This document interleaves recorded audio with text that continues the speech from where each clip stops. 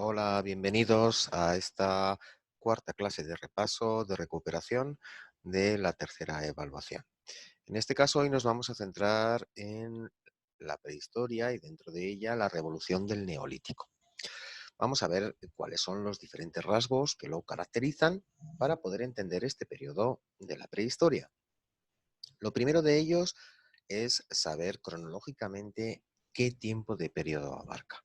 El Neolítico es un periodo de la prehistoria que abarca desde el 10.000 a.C., que es cuando se termina el Paleolítico, hasta el 7.000 a.C., fecha a partir de la cual empezará la edad de los metales. ¿Por qué se le llama revolución del Neolítico? Si os acordáis en clase, yo os dije que buscaréis cuál es la definición de revolución. Una revolución es un cambio drástico, radical. Y es precisamente lo que ocurrió en el Neolítico. Se produjo un cambio radical, un antes y un después, en las formas de vida del hombre. Uno de los rasgos más elementales de este periodo es la aparición de la agricultura. La agricultura surgió por observación. De repente, alguno de estos seres vio cómo, después de caer unas semillas de una planta sobre el suelo, al cabo del tiempo, surgían plantas nuevas. Esto provocó que el hombre recogiese determinadas semillas y las depositara en el suelo en determinadas épocas del año. De esta forma surge la agricultura. Los primeros, las primeras especies cultivadas, ya lo comentamos, surgen en Oriente Medio y en Europa y fueron el trigo, el arroz, el maíz y las patatas. Paralelamente, es decir, al mismo tiempo que se desarrolla la agricultura, también se desarrolla la ganadería a través de un proceso de domesticación de los animales, ¿no? Los primeros animales que fueron domesticados fueron el perro, la oveja, la cabra, el buey y el caballo. Estos dos cambios, la agricultura y la ganadería, provocan que el hombre ya no tenga que desplazarse de un lugar a otro buscando alimentos. Es decir, ha aprendido a cultivar y ha aprendido a aprovecharse de los animales.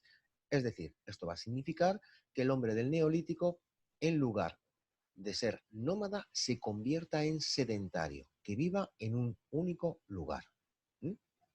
Al vivir en un único lugar, esas primeras aldeas que se formaban antes eran muy rudimentarias. Ahora, como las van a utilizar durante más tiempo, ¿eh?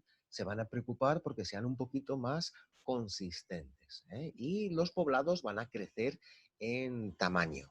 Además, se van a situar cerca de los ríos, para poder aprovechar el agua para el consumo directo y también tanto para la agricultura como para la ganadería. Fijaros cómo poquito a poco se va a ir haciendo más compleja la sociedad de estos primeros hombres. Y además, cada uno de ellos va a tener unas funciones. Pues a lo mejor uno se dedica a la construcción de las cabañas, otro a la caza de los animales, otro a cuidar a los animales que tienen determinados recintos, otros a la búsqueda de madera para el fuego.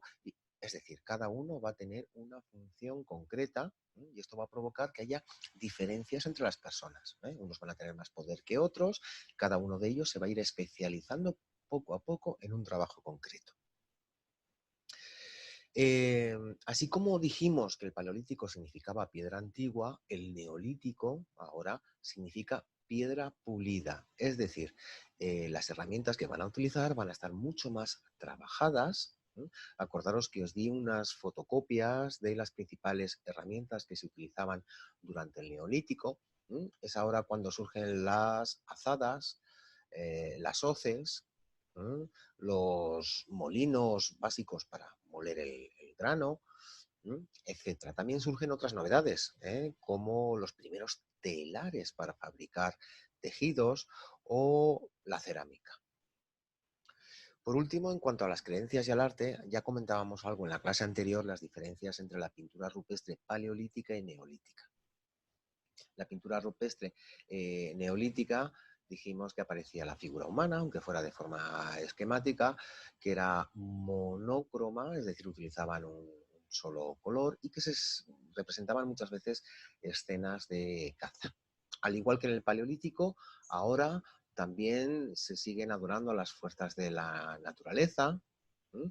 Como se hacía anteriormente, y en cuanto a los enterramientos van a surgir las primeras necrópolis. Una necrópolis, si buscáis etimológicamente el significado de esta palabra, es la ciudad de los muertos, ¿no? Es decir, surgen los primeros cementerios en los que aparecen varios enterramientos en el mismo tiempo.